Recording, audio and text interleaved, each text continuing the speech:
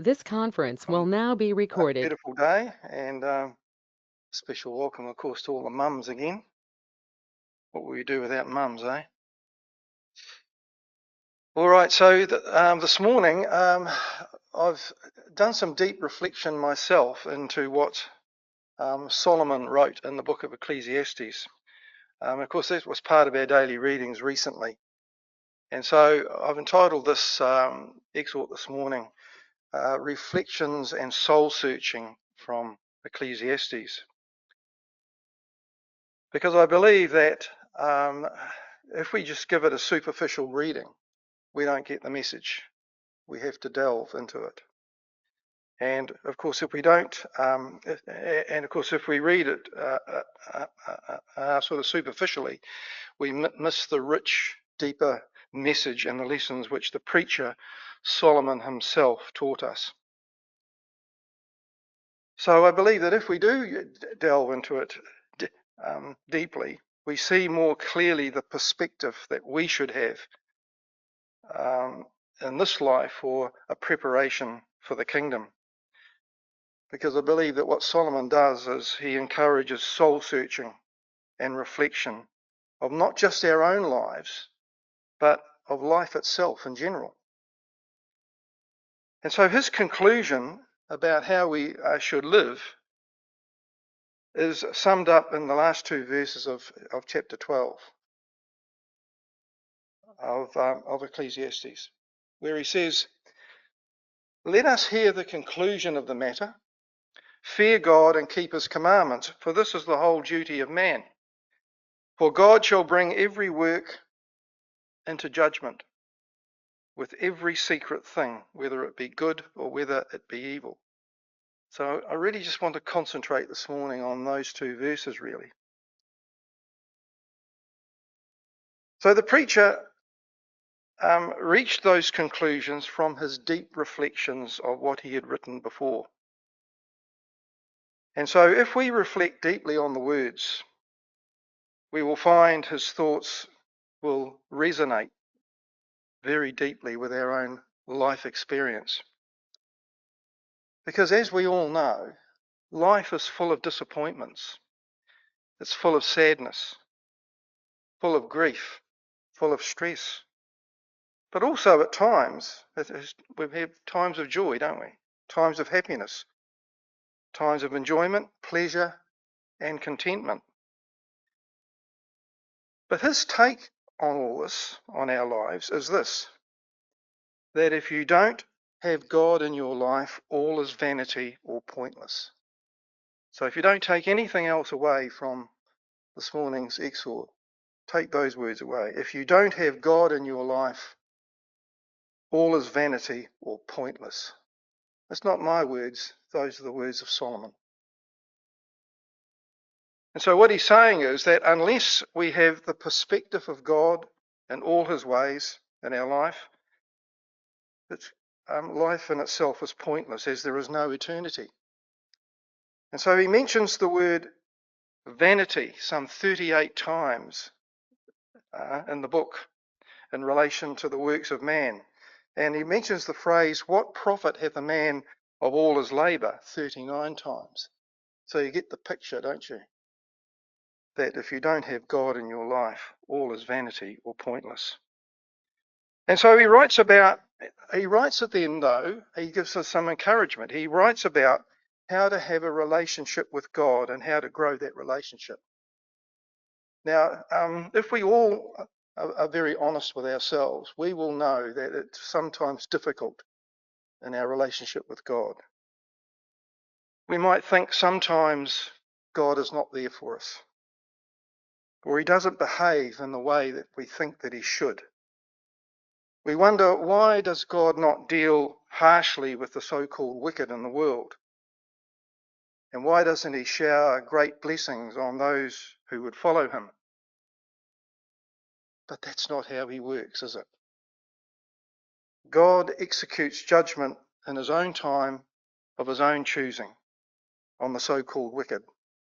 He says in chapter 8, verse 12, "Yet surely I know that it shall be well with them that fear God, which fear before him but it shall not be well with the wicked, because he feareth not God. And so the preacher is telling us to live by faith. Or as chapter 13, verse 12 says, fear God. And so in the book of Proverbs, Solomon also says that the fear of God is the beginning of wisdom. And so he obviously has done some very deep reflection on what it means to fear God. And so what does it mean to fear God? Well, unfortunately, the English translation of the Hebrew word fear doesn't convey the deeper meaning of the Hebrew word that was used by Solomon. And when Solomon used the word, he used this word, yari. I think that's the way you pronounce it, just yari. Which, actually, would you know that, being a Hebrew scholar? Good enough? Okay, so it's the Hebrew word yari, which means to revere him, to be drawn to him, to trust him, to be overawed by him, to acknowledge his power, to acknowledge his holiness, to want to live in accordance with his will, to be drawn to him, to love him. That's what the word fear means. So it's not about being daunted or overawed or scared of him. It's all about being drawn to him because we want to live with his will. And so this is the true worship of God, to love him with all our hearts and to follow his commandments. And of course, following his commandments in itself, doesn't it show that we love him? We follow his commandments because we love him. The fear of God is the beginning of wisdom, as Solomon says. And so how does Solomon suggest that we develop this strong relationship with God? And I found this particular portion so very, very interesting because I know some believers whose relationship with God over the years might have broken down, and it's difficult to restore it. And I find these words of Solomon so encouraging. We go to chapter 7, and there's just 4 verses there which I want to draw your attention to. He says in chapter 7, verse 5, to listen to the rebuke or the advice of the wise, as opposed to the advice of fools. Of course, the wise are those who follow God's commandments, as we've already seen. Verse 8 says of that chapter 7, says the wise develop patience. Now, this is a biggie in my own experience, because I find that impatience is often rooted in selfishness, which leads us to do things that in the way that we want to do them, without regard to what might be God's way. The patient in spirit is better than the proud in spirit. Verse 10, another one, as you get older, we think about the good old days, don't we? And so what Solomon is saying in verse 10, that the wise don't live in the past. It's no use living in the past, for it cannot be recalled or relived or even imposed upon the present. We know, of course, that age can draw experiences from the past that may be useful, and it may be true that the former days were better than these, but what's the point of that? We live in the now. We can't go back there, and I know that some of us don't want to go back there anyway. But the fact is that as Solomon says again, the wise don't live in the past. And of course, verse 11 is a very interesting statement, which once again, if you delve into it a little bit deeper, there's a very, very beautiful message here.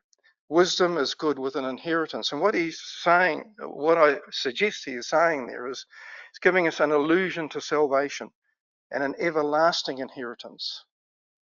He's saying we wait with patience for that inheritance. It's an everlasting inheritance worth waiting for. And that's the case, isn't it? But what does it require? It requires patience, something which we're not necessarily very good at. And it's on that note that I want to refer to Sister Doreen this morning. Jenny and I spoke with Doreen 3 weeks ago today, actually. She was in hospital, very unwell. We had a breaking of bread with her. She knew she had very little time left in this life, as she was extremely ill. But her attitude was she had far more to look forward to than anything that this world had to offer. She didn't want to be young again. She expressed that quite clearly. She did, and clearly she didn't want to live in the past. She didn't even want to recover from her illness. She was just looking forward to going to sleep, and the next waking moment would be to receive the inheritance which had been promised to her and all those who believe in faith. And at 92 years of age, we could say she's been very patient. And what a great example of faith to us as our sister, or in the case of the younger ones, our Auntie Doreen. Great example of faith. And so to move on in verse 13 of that chapter 7, there's a real reality check here again if we delve deeper into the words. To check an understanding that God is for all of us. Consider the work of God, it says in verse 13, for who can make that straight which he hath made crooked? Now that's an interesting phrase, isn't it?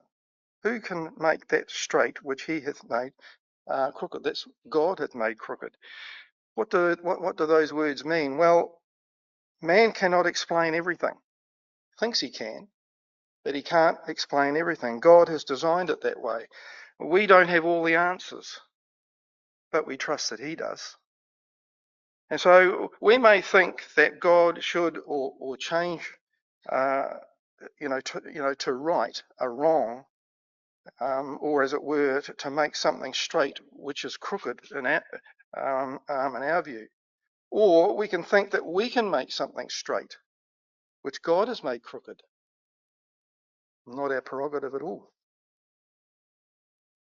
And so this is where our faith comes in. God is in control of these things. We don't have the answers. He does. Let's trust in him that he has all the answers. And so I think that what Solomon is telling us here is that when our faith grows, we move more and more away from ourselves and our own thinking and our own sort of ways of doing things and closer to his, which means closer to him. And so our relationship with him then becomes closer, and we learn to rely on the wisdom which comes from him, his word, as it speaks to us. And so faith is a critical element in our lives. And so consider for a moment, therefore, the words of chapter 11, verse 1. Cast thy bread upon the waters, for thou shalt find it after many days. Now, once again, that verse requires a lot of deep reflection. And I think the way in which we should look at it is this, that faith in God is the strong lesson here.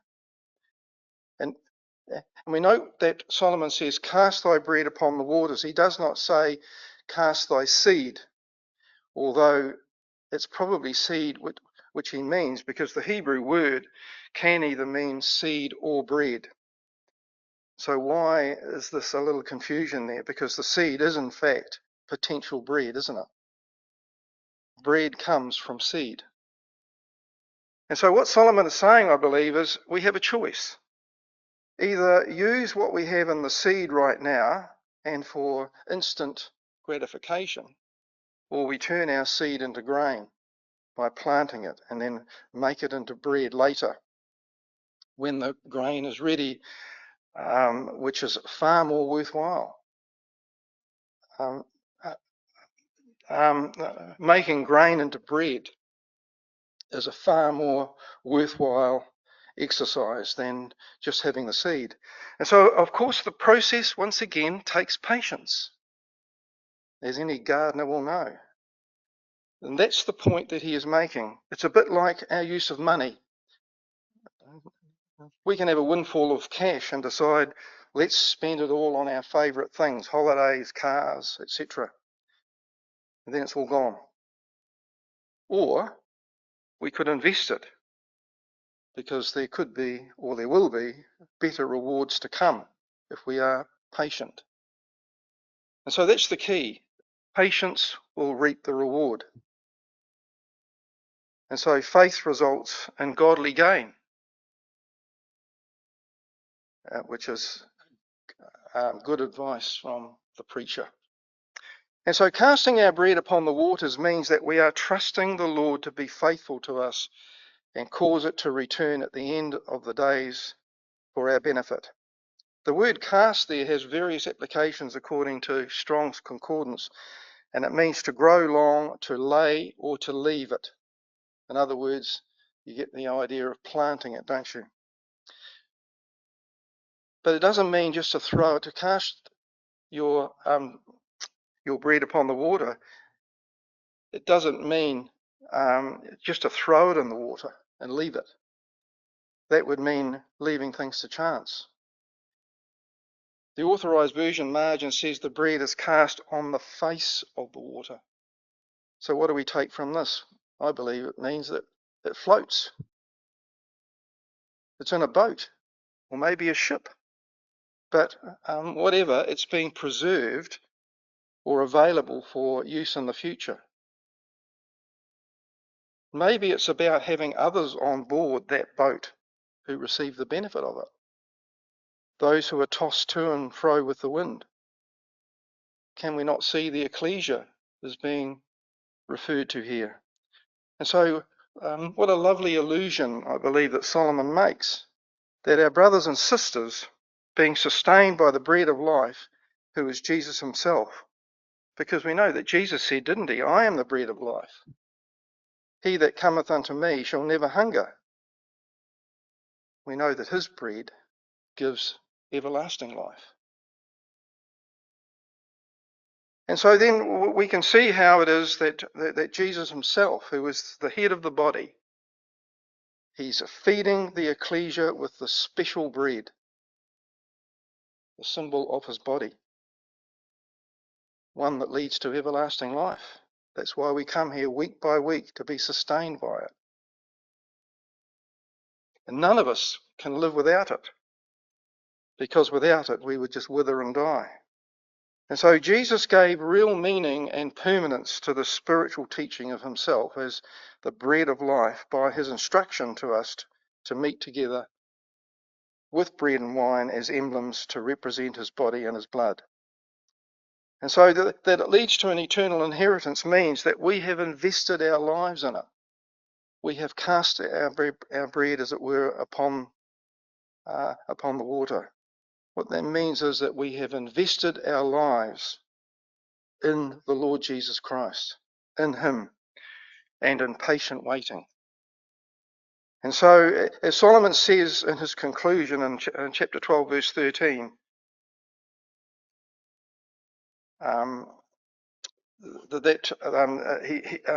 he mentions the whole being, or this is man's all. It's not the I believe the duty of man doesn't give the meaning which Solomon wanted to give this as about the whole of man, not the duty of man. And so fearing God, or the love of God, is the Alpha and Omega, the beginning and the end of our existence. It's all of our being, in other words. And so Solomon completes his thoughts in verse 14 of chapter 12. He says, "For God shall bring every work into judgment, and every secret thing, whether it be good or whether it be evil." And so what is the work that will be brought into judgment? Well, it's not about those things. He refers, about study and reading lots of books. He sees that as being a vanity in itself. Well, in the context of whether we have shown that we love God in our lives is surely the context in which he is talking about here. It's the context of whether we have shown that we love God in our lives. In other words, we fear God. If that is the basis of our living, then we're on the right track. And so one gets the impression with Solomon, when he was writing Ecclesiastes, that he's expressing the fact that he wasn't on the right track, that he was in need of repentance after deep and complete introspection. And so should not we use that template for us when we seek forgiveness for our sins? Do we completely and utterly expose our weaknesses to him who will forgive us?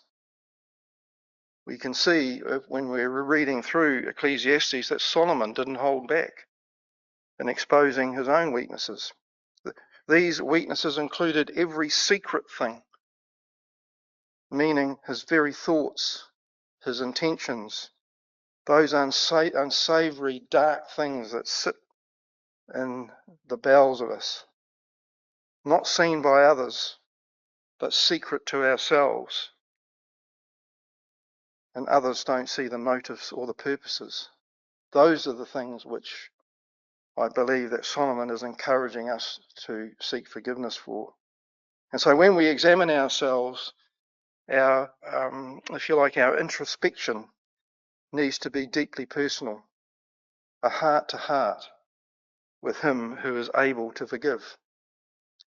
And so it reminds us forcibly that the real issue of life is indeed trying to please our God, not ourselves, and to do that with patience. And it gives more time to to give more time to our spiritual devotions and less time to some of our so-called favourite things.